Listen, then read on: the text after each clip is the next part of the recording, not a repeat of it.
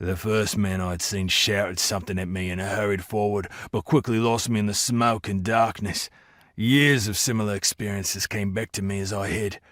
I crouched by the rock slide, lifting a stone the size of my fist in each hand, and waited. After a few seconds, I watched him advance through the smoke.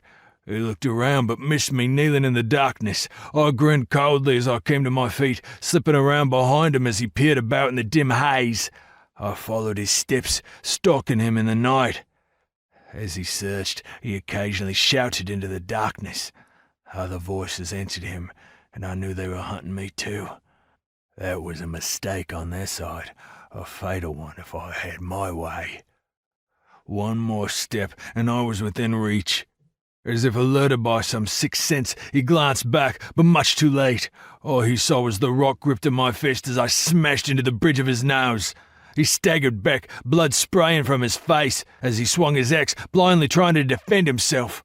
I quickly stepped back as soon as I hit him, expecting his defensive swing, and slipped around to the side. Ducking beneath his swinging blade, I smashed the rocks in my hands into either side of his right knee. I felt the kneecap shatter with the blow, and I took 2 quick steps to my left, fading back into the smoke and darkness as he screamed and collapsed to the ground. I shrank back against the wall to hide in a darker patch of shadow and waited. Another figure appeared, running to the first man's side. He stood over him, staring down in shock at the bloody ruin of his face and the mesh that had replaced his knee. I crept up behind the second man, bringing both stones together on either side of his head as hard as I could. The blow sounded like a coconut being smashed with a hammer as I crushed his skull in at the temples. I grimaced at the sickening feeling of bones breaking under the impact. As he collapsed to the floor, blood ran from his nose and mouth and spread across the ground, his questioning last words cut off abruptly.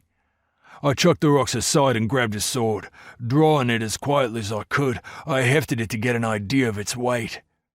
It was bigger than I generally liked, a hand and a half affair, but it was better than a pair of rocks any day.